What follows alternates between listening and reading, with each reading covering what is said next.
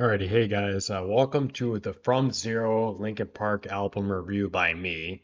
If you guys are new to the channel, I guess, I've been a Linkin Park fan for I wouldn't say my entire life, but I've been a fan since I was a young kid. So my first song I listened to them by them was actually Burn It Down, off the Living Things album in 2012.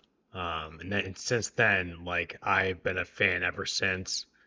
Um, but this album, we're going to talk about this album in a minute here, but I want to make sure I give context first.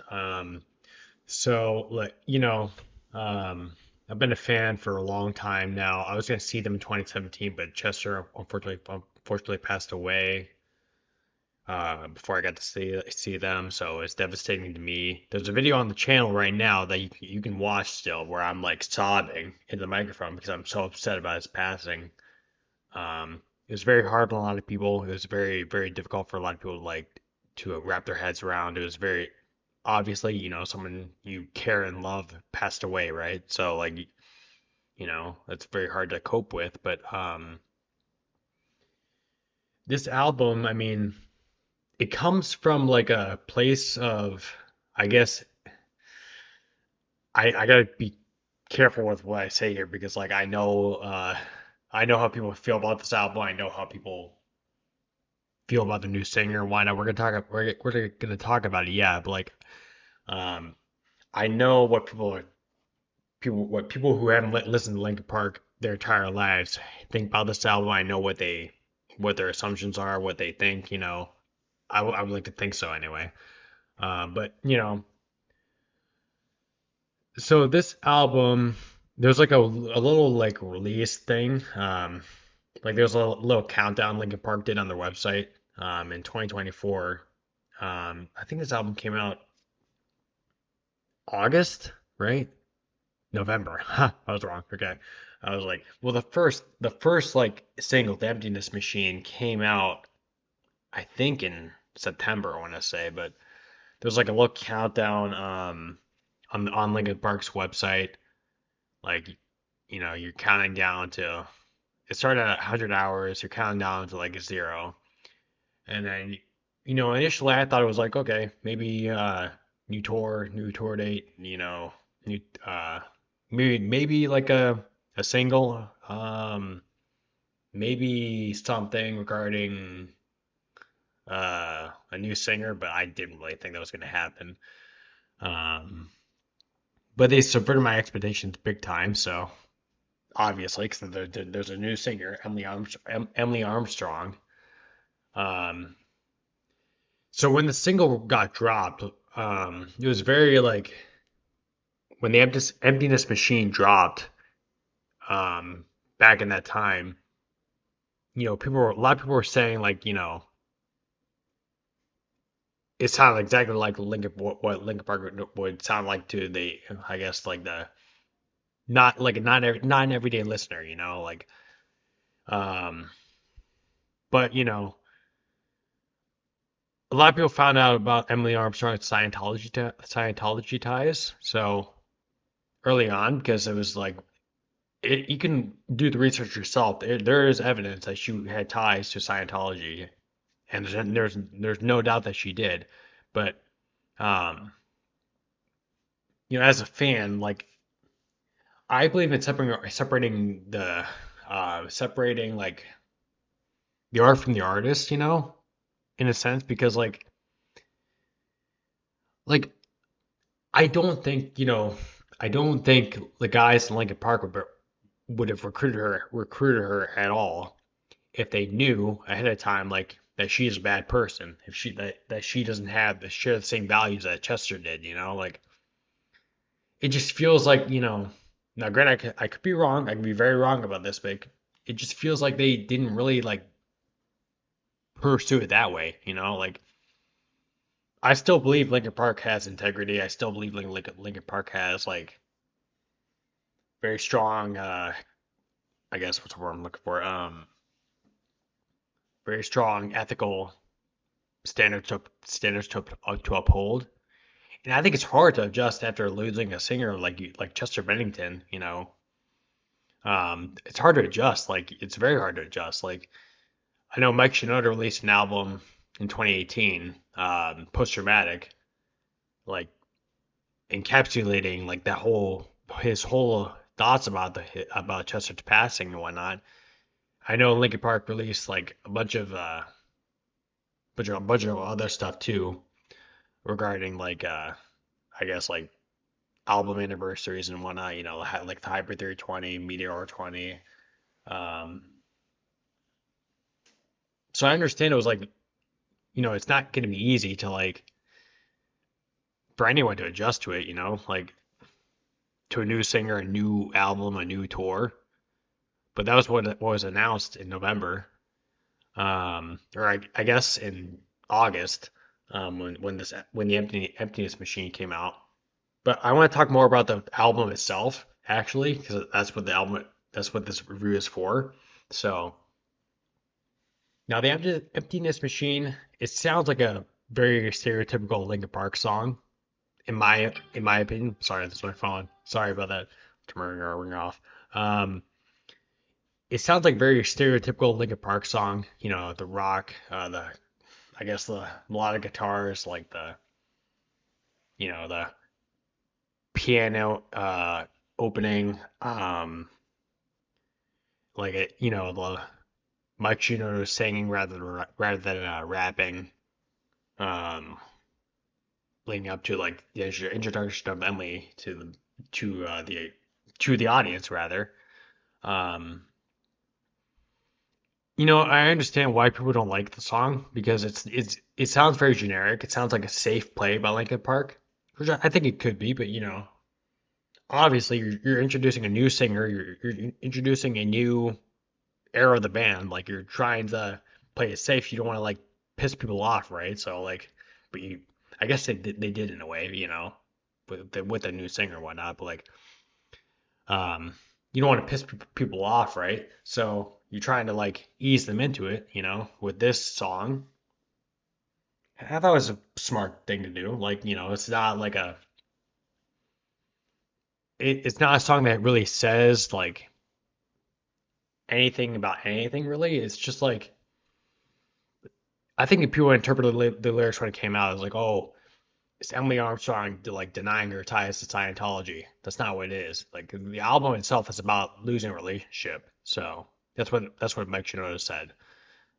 So that's not what like the song is about, but I understand why people made that interpretation. That's what I thought too initially. But about the song itself, like it's a very generic Linkin Park song. It's very generic for their discography, I think. Nothing really write home about. Like it sounds like it's a safe play. Like let's just ease the listeners back into us. Let's take it nice and slow here with this song because we don't know how they're gonna react to if we like put out a song like Two Faced out as the first single. But um, I think it draws parallels to Meteor in a way. The song, um, or maybe Minutes to Midnight, honestly, from their discography, in terms of like guitar playing and like the sound too.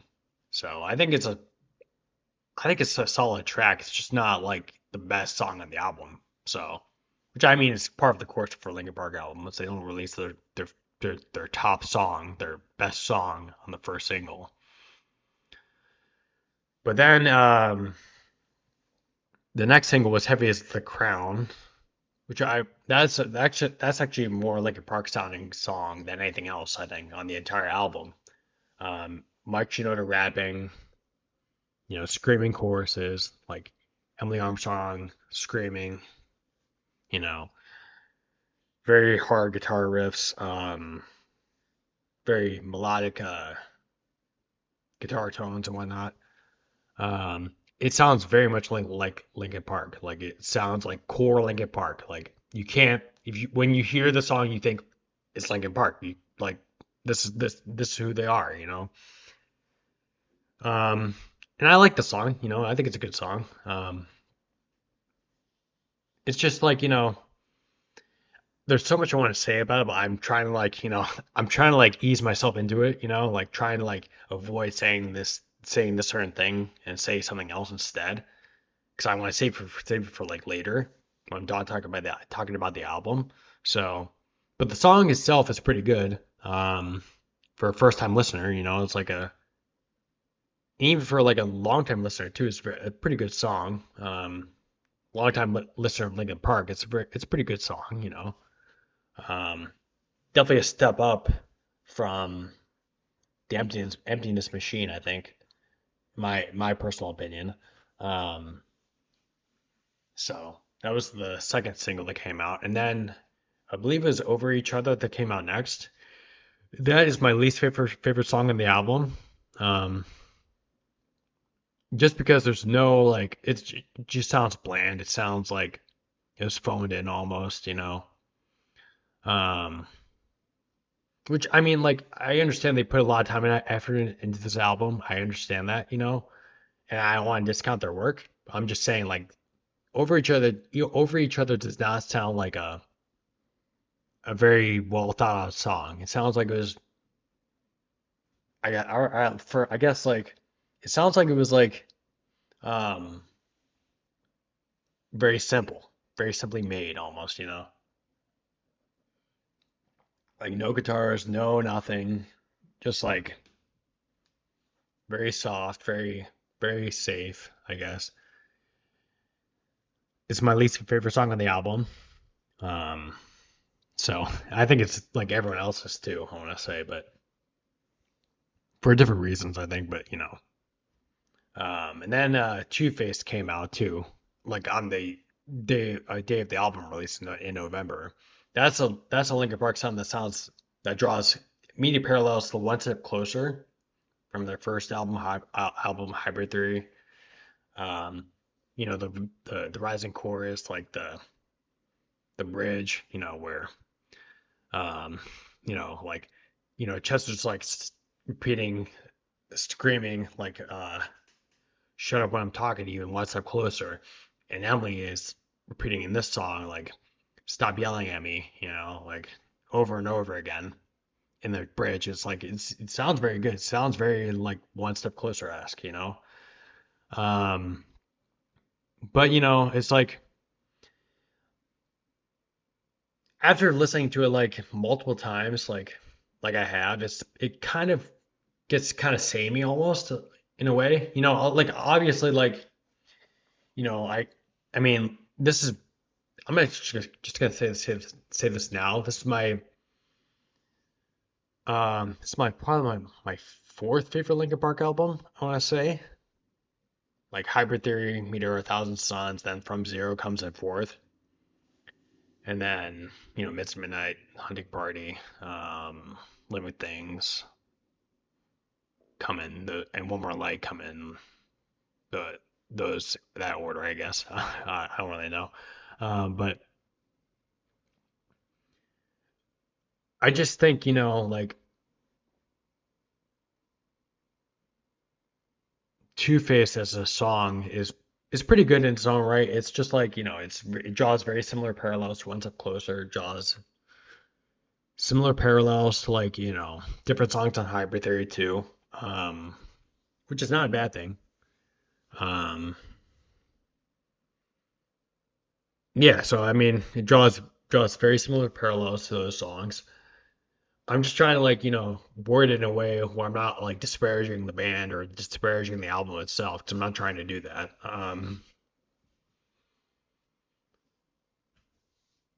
But in regards to the other songs in the album, I guess my favorite song in the album is Casualty. I think right now because it's very hard hitting, it's very fast paced, it's very aggressive. Or if you know me, I like that kind of music. So, and we're not even looking at the whole album here. Actually, we're looking at part of it. Yeah. Um, I want to talk about Good Things Go. But I'm gonna wait to do that. I want to talk about Casualty for a bit. The Casualty is such a phenomenal song in my opinion. Like it's so well done. It's so Linkin Park. It's so like what they were trying to go for. in my opinion. Like you can't like I think Casualty sums up the whole album in of itself. Like, like there's intense screaming, there's heavy guitar riffs, there's heavy everything in that song. So um it's just very good. You have to listen to it for yourself to understand what I'm talking about, I think. But yeah, I mean, and then we have IGYEIH. I gave you everything I had. That's a good song too. Well, that's probably my second favorite on the album. Um, it's again very hard hitting. It's very aggressive. Which like it's so bizarre saying that about a Linkin Park song in 2024 or 2025 now because like Linkin Park changed what they were trying to do with One More Light in 2017, and they changed what they're trying to do even in 2009 with A Thousand Suns, and even 2012 even like with Living Things. Like it was they've changed so much. Like they changed their sound so much. Is like it's hard to really pinpoint what their sound is, in my opinion, as an avid Linkin Park fan. Obviously, like people who are not Linkin Park fans have different, well, will have different opinions on it, like understandably. Um, but like it just, yeah. I mean, oh God, I'm losing my train of thought here. Sorry, need to hydrate a bit. Yeah. So I mean, IGYEIH, like I said, is my second favorite song on the album. Um, I the album itself as a whole, I think could use some work. I know they worked on it for what, like 5 years or something, but I think you can take some songs out of here, like Cut the Bridge and Overflow and Stained. Now I understand that each song has his own meaning, but I mean every song on the album is talking about like every song on the album is meant to like convey a message about losing a relationship, I think, or losing whether it's a romantic one or like a familiar one or like a friendship or something. I think it's meant to convey that. So, um, like I think Cut the Bridge can go, Over Each Other can go, Overflow can go, and Stain can go. So, um, I think you replace with heavier songs, but then again, like I guess Linkin Park albums need those kind of songs, right? They, because not every Linkin Park song is supposed to be heavy, Um, and Good Things Go is not a heavy song at all, but like, sorry, that's my motorcycle, I guess. Um, like Good Things Go is not a heavy song at all, but it's a good song in its own right, I guess. Except for like one bar that Mike Shinoda has in it, where he's saying like he falls downstairs, or what does he say? He's like, I'm trying to remember what he says. He says like, um, yeah, falling downstairs while everyone's stairs. Like that's such a bad line, bad bar. Like that's so bad. But the rest of the song is pretty good. Like lyrically, it's not the strongest, but like, I mean, it doesn't have to be. It's a album closer. So, which by the way, this is Linkin Park's shortest album, I think. 31 minutes and 58 seconds. Yeah, I think it's their shortest album. I want to say. But like that bar and Good Things Go is like come on, Mike, you couldn't think of anything better. Like I had to put in there, I guess. But I mean, obviously I don't have the whole context of the lyrical writings on the band, so um, but um, good things go. Other than that bar is a pretty good song.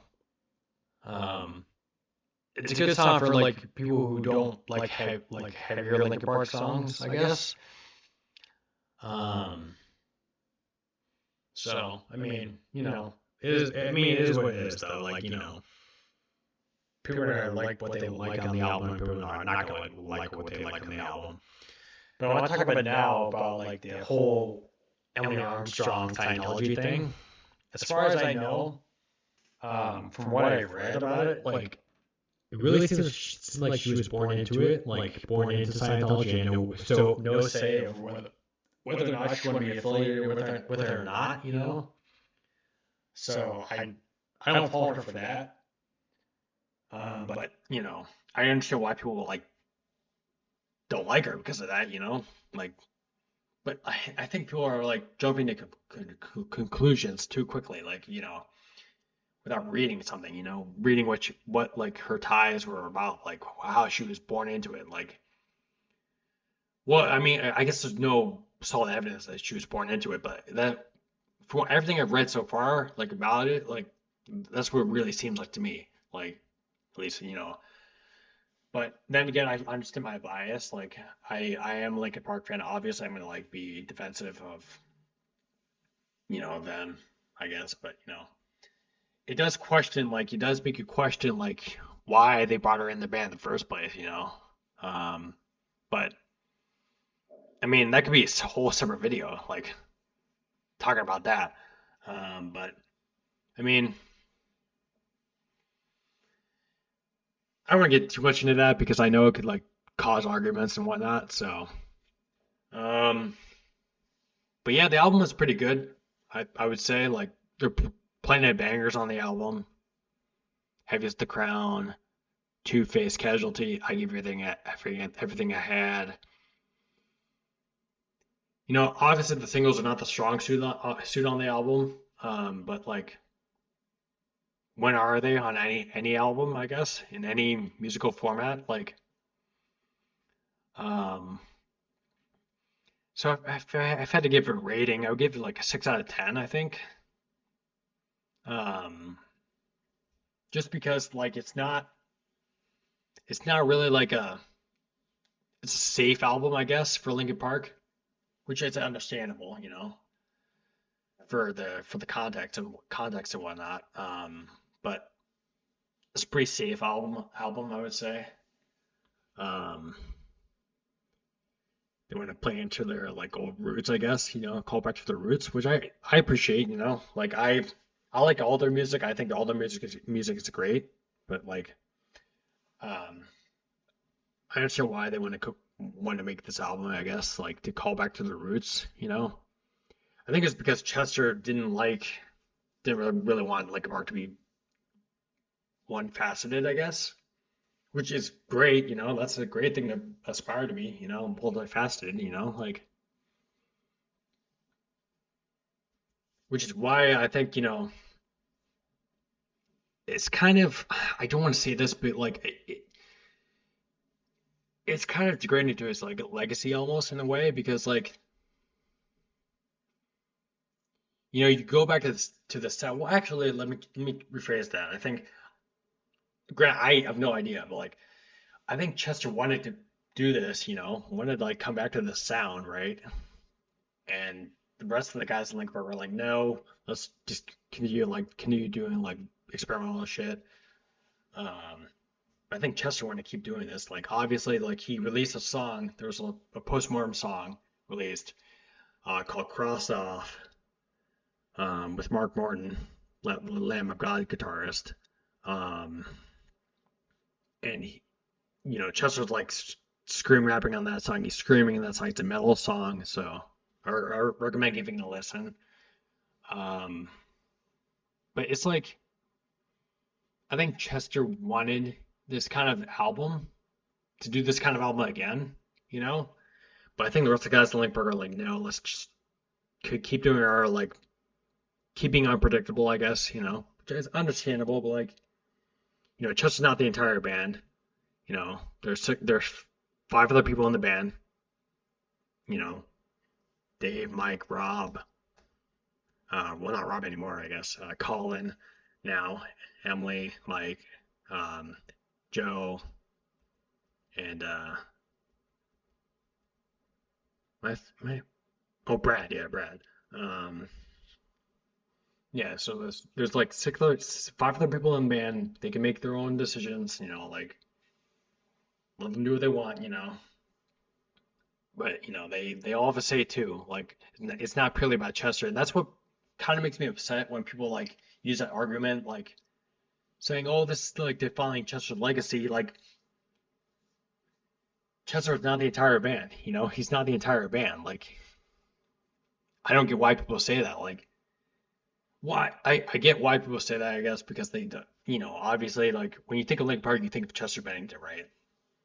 You think of him purely, right? Maybe Mike Shinoda if you know the band a bit more. But if you know them on a base level, you think of Chester Bennington. So, and his legacy and what he left behind. So, I think it's just it's very complicated to talk about because like it's like I mean, I have my own feelings about it about Chester. Obviously, there's a video on the channel I mentioned this earlier too, like me just sobbing in the microphone because I'm so upset over his passing. Um, don't get me wrong, I'm still upset about his passing. It's not probably never gonna leave me. But it's just like you're almost desecrating his legacy by like trying to pin Linkin Park to this one facet, like pin the band to this one facet, like that's why I don't like that's why I don't like when fans say like, oh, this isn't Linkin Park or this isn't you're defining Chester's legacy, but like wait, hang on, that's not what I meant to say, my bad. Um, I guess like I don't like it when fans say like, when certain fans say like, um, you know, trying to replace Chester. The band wasn't trying to replace Chester. They came out and said that Emily was like a. They think they come out and said they just want Emily to be Emily. Many times I think in multiple interviews like they've said that that they're not trying to replace Chester. I think a lot of people that think that they're trying to replace Chester even though they're not trying to. So you know like it's very complicated. It's a very complicated thing to talk about. I think. But all in all, the album is pretty good. I would recommend giving it a listen when you get the chance to. Obviously, if you're a Linkin Park fan, depending what Linkin Park fan you are, you may not you may abstain from this album. You may want to give it a listen, but I mean, it's up to you really. You decide, I guess. Um, but yeah, I give it a six. 6 out of 10. I think it could be harder hitting. Like I remember my first time listening to it, and I remember thinking like, the production is a bit too harsh on a lot of these songs. Like, but after listening to it a bit more, getting like getting a refined ear for the album, like it feels like the production was actually pretty good. A lot of the majority of the songs, like they're hard hitting, when they want to be, and they're soft when they want to be soft. So, um, trying to think what else I could talk about. Around this album. I thought they were doing like collabs with like Billie Eilish. I thought, um, because I heard rumblings that they were think about doing collab with her at some point, but like that never happened in this album. Maybe in the future though. I don't know. Um, but yeah, if you guys like the album, let me know in the comment section below. If you don't like the album, tell me why, and let me know in the comment section below. If you enjoyed the review, let me know in the comment section below as well. Tell me what I can work on. You know, I don't have a whole lot of experience doing this, like album reviews, so like I apologize if I came across as like, oh, I'm just like sucking their dick, I'm just like, I'm just like, oh, oh, give me more Linkin Park, yeah. Um, yeah, I mean, I think the album's pretty solid, you know. It's a pretty solid record. So give it a listen if you want to. But if you guys enjoyed this album review, let me know in the comment section below. Like the video if you enjoyed it, and subscribe to my channel for more content like this. If you want to see more content like this, let me know. And I'll catch you guys in the next one. See you later. Bye bye. Thank you.